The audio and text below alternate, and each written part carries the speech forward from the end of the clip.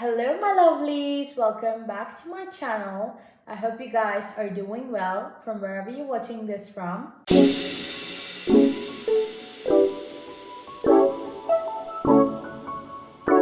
Peace is not a luxury, it's the standard. And this is something that most of us realize a little late because I genuinely thought that life was supposed to feel chaotic all the time, like it mattered, like it had to be intense, it had to be emotional, and you feel like you're trying to figure things out constantly. But the older I get, the more I realize a very simple thing. Peace is actually the clearest sign that something is right. I think most of us grew up believing that intensity equals importance. If it was dramatic, it meant something deep. You know what I mean? Like you're constantly overthinking about something, replaying conversations in your head, and figuring out where you stand. We genuinely convince ourselves that it matters. I used to think that butterflies meant connection. I used to think that overthinking meant I cared.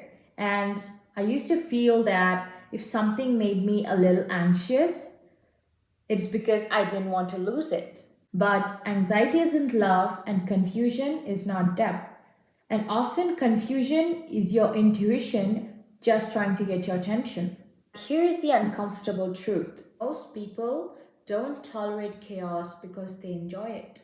They tolerate chaos because deep down they feel it's normal to them. If you truly feel like you deserved calm, you wouldn't chase things that constantly make you question your self worth or question your soul. And let me tell you something: peace requires a certain level of self respect. And once that self respect clicks, a lot of things that used to feel exciting start to feel exhausting. The butterflies that you felt, the excitement of seeing somebody, the people you wanted to meet, the connections that you wanted to make. Once you truly see people's true colors or intentions, it all feels exotic, it all feels chaotic. It feels like I would rather choose my peace and sit alone in my bedroom and watch a movie than be there all dressed up just to, bitch about other people, which is not the energy that you want to be in. This isn't just about people. Look at your environment, your room, your schedule, your mornings. If your life constantly feels rushed, cluttered, overwhelmed, that energy follows you everywhere. There's a lot of misconception about people who do a 75 soft. If you know what 75 soft means, comment down below. And I genuinely feel like I have to talk about this because I've seen most of the people doing 75 hard, right? And when people started doing 75 soft, like suppose it's hard, right? 75 days hard is hard because it is hard. Literally, it's hard. So we are human and we F up all the time and we make mistakes, we cheat on our diet and whatever. But I think 75 soft is strategically built for those people who are genuinely willing to change their life without, putting pressure on them.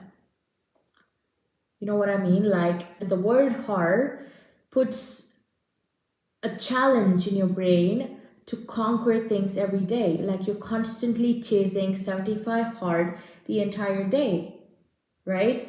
You are supposed to work out 2 times, you're supposed to not eat any junk food, you're supposed to do all the right things. But I think 75 soft or any soft life habits genuinely are built for those people who strategically are genuinely willing to change their lives. And they do. At the end, they succeed because there's no external pressure, there is no this constant chasing to get things done. You're doing it structured just for yourself. and your body and your mind, and you do not have this pressure of keeping up, right? And I feel like this misconception about 75 soft should be addressed, because people genuinely think that it's doing nothing, but when you're actually doing a lot of things, you genuinely getting things done. I think most people misunderstand the idea of soft life. They think that soft life means doing nothing or being lazy, but actually, soft life requires a lot of discipline. You wake up on time, you keep your space clean, and you protect your energy, and you say no to things that feels off. And the one thing that I've noticed about the women who have peace in their lives is they do not live in chaos. They don't react to things immediately.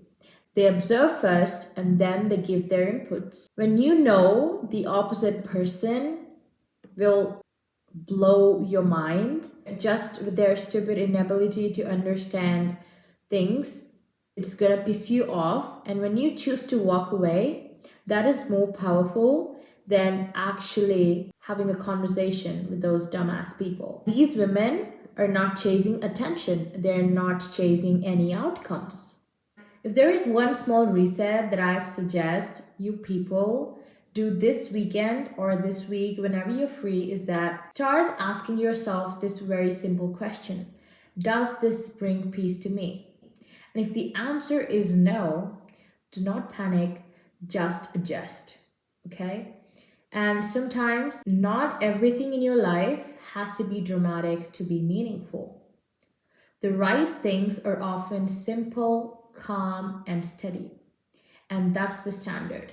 And one thing I urge you people to do is to set boundaries and not let a single person cross them. Because when you genuinely set your boundaries and draw the line, that's when you raise your standards. Not just by, thinking or reading affirmations out loud. In real life scenarios, when you call people out and tell them, hey, this is disrespectful, do not do that with me, that is when you will set the standard. That is when you're at peace, because when you start saying no to things that feels off, that you don't want to do, and don't be diabolical about it. Here is something I want you to remember. Peace is not something that you find after becoming perfect. It's something that you choose by raising your standards. The moment you stop entertaining confusion and stop overthinking things that make you feel heavy and stop over explaining yourself to the people who already understand you, that's when life starts to feel lighter. You realize you're never asking for too much, but you're just asking at the wrong places. From now, let this be the standard. No uncertainty, no confusion, no chaos. Absolutely not. If any of these signs show up, it's a no. May it be a person, situation, anything for that matter. Because the right things in life won't disturb your peace, they just add to it. So protect your peace, and I will see you guys in the next video. If you like this video and if you watched till the end, leave a comment below saying the one thing that you are going to do to protect your peace from today. And I'll see you guys in the next one.